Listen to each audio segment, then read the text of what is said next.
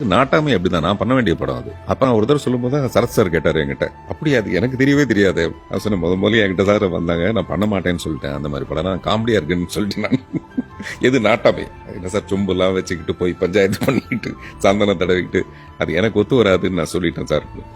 எனக்கு சொல்லவே இல்லையே. அதாவது அசிஃப் அவருக்கு தான் முதல்ல இந்த கதை வந்ததாகவும் இப்ப நினைச்சிட்டு இருந்தாரு அவரு. அது எதுக்கு நம்ம இந்த மாதிரி ஏதோ ஒண்ணு சொல்லி அப்படி எதுக்கு சொல்றேன், நம்ம தன்னந்தனியா ஒரு ஆளா விட்டுறோம். நானும் சினிமாவும் மட்டுமே தனி கொடுத்துறோம், எந்த உதவியும் கிடையாது.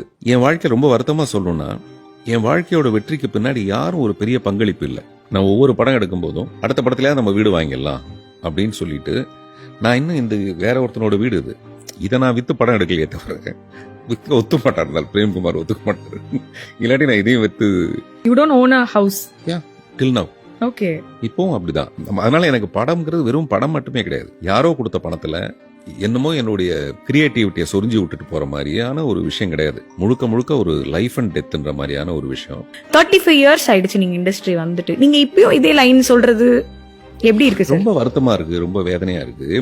இப்ப நான் அதே விளம்பரத்தை இன்னும் பயன்படுத்துற மாதிரியே இருக்கு. புதிய பாதையப்போ அபூர்வ சகோதரர்கள் வந்தப்போ நான் என்ன விளம்பரத்தை பயன்படுத்தினோ அதே மாதிரியான விளம்பரத்தை இப்போ நான் பயன்படுத்துறது ரொம்ப மனசங்கடமான விஷயமா இருக்கு. ஆனா 35 வருஷமா நான் சஸ்டெயின் பண்றேன்ல, அது பயங்கர சந்தோஷமா இருக்கு. இங்க நிக்கிறது பெரிய கஷ்டம் தான், உண்மையிலேயே பெரிய கஷ்டம். கமல் சார் மாதிரி ரஜினி சார் மாதிரி லெஜெண்ட்ஸ்னு ஒண்ணு இருக்கு, அது ஒரு விஷயம். இப்ப நம்ம வாழ்க்கை என்னன்னா, எங்க அப்பா என்னுடைய டீனேஜ்ல எனக்கும் என் தம்பிக்கோ அவர் சொல்லிக் கொடுக்காம நிறைய விஷயத்த சொல்லிக் கொடுத்தாரு. அதுல ஒண்ணு எங்க வீட்டோட வறுமை சூழ்நிலை. அவர் என்ன பண்ணுவார்னா, 1ஆம் தேதி சம்பாதிக்கிறது 5ஆம் தேதி வரைக்கும் தான் அவர் ஒரு கணக்கு வச்சிருப்பாரு.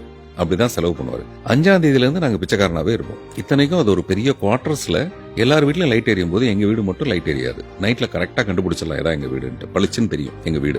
எப்படின்னா, கரண்ட் பில்லு கட்ட மாட்டோம், 3 மாசத்துக்கு ஒரு தடவை அவன் கட் பண்ணிட்டு போயிடுவோம். அப்புறம் எங்க அம்மாவுடைய தாலி அடகு வச்சு அதை வச்சு இதை வச்சு நான் தான் போய் கரண்ட் பில்ல கட்டிட்டு வருவேன். சோ எங்களுக்கு முதல்ல பிராக்டிஸ் பண்ணது இப்படி வாழக்கூடாதுங்கிறது.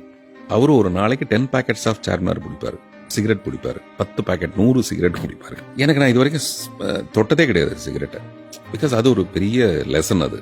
ஆனா சேம் டைம் அப்படியே நேரம் தவறாமை எனக்கு அதெல்லாம் பிராக்டிஸ் பண்ணாரு. நம்ம சொல்ற இந்த டீனேஜ்ல எப்படி இருப்போம், நம்ம சாதாரணமாக நிறைய விளையாட்டு அப்படிலாம் இருப்போம்ல, அந்த மாதிரி விளையாட்டுக்கெல்லாம் நான் போனதே கிடையாது. முதல் விஷயம், எனக்கு ஒரு இன்ஃபீரியாரிட்டி காம்ப்ளெக்ஸ் எனக்கு இதுல வந்துருச்சு. நம்ம குடும்பத்துக்கு இதெல்லாம் தகுதி இல்ல, சைட் அடிக்கிறதே மிக தப்புன்ற மாதிரியான ஒரு மனநிலை தான் நான் இருந்தேன். அப்படியே தலை குனிஞ்சிட்டு போவேன். அப்ப 2 காதல் வரும், அது வேற விஷயம். அதுக்கெல்லாம் இன்னும் பியூட்டிஃபுல்லா இருக்கு விஷயங்கள்.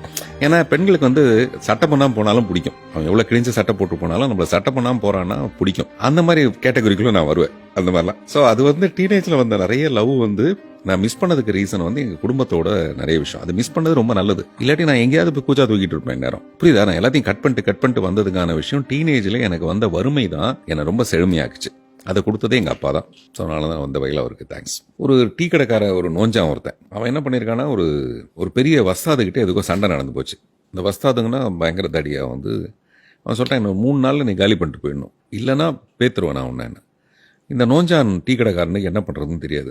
அவன் நேராக போய் ஒரு பெரிய ஞானி ஒருத்தர் இருந்திருக்காரு, அவர்கிட்ட போய் மலையடி வாரத்தில் அவர்கிட்ட போய், இந்த மாதிரிங்க நான் சண்டை போட்டேன், அவன் என்னை காலி பண்ணணுன்ட்டான், நான் என்ன பண்ணுறது, நான் ஊரை விட்டு போனால் எனக்கு சாப்பாட்டுக்கே வழி கிடையாது அப்படின்னு ஞானி அப்படி ஞான திருஷ்டியில் அப்படி பார்த்துட்டு, நீங்கள் ஒன்றும் பண்ண வேண்டாம், சும்மா போய் டீ ஆற்றிட்டுரு அப்படின்னு. அவன் அடிச்சிட்டானா, நீ போய் சொல்கிறத மட்டும் செய், போய் டீ ஆற்றிட்டுரு. அவன் 3 நாள் கெடு கொடுத்துருக்கான்.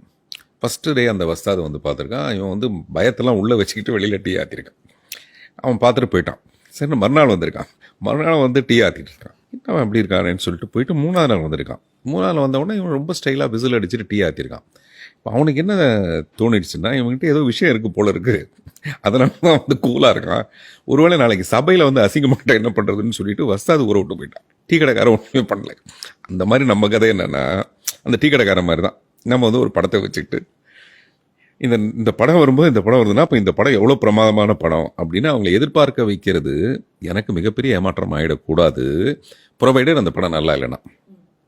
ஸோ அப்படி ஒரு சேலஞ்சோட நம்ம மேலே நம்பிக்கை இருக்கணும். அதை ஒரு பெரிய படத்தோட சேர்ந்து, இன்னும் நமக்கு இந்தியன் 2 பற்றி நமக்கு தெரியாது. இந்தியன் 2 நம்ம இந்தியன் 1 பார்த்துருக்கோம், எவ்வளோ பிரமாதமான படம். அதோட சீக்குவல் வருதுன்னா நமக்கு அதை பார்ப்போன்ற ஒரு பெரிய ஆர்வம் இருக்கும். அதை விட இப்போ இந்தியன் 3 வரணும்னா அது எவ்வளோ பெரிய ஆர்வம் இருக்கும். அப்போனா 3 பார்ட்டாக எடுத்து வச்சிருக்காங்கன்னா எவ்வளோ. அப்புறம் பிரம்மாண்டம், சங்கர் சாரை பற்றி சொல்ல வேண்டியதில்லை, லைக்காவை பற்றி சொல்ல வேண்டியதில்லை, கமல் சார் என்னுடைய ஆதர்ச நாயகன், ரசிகன் நான். இதெல்லாம் மீறி அவங்களோட இந்த போட்டியை கமல் சாரே ரசிப்பாருன்றது எனக்கு தோணுது.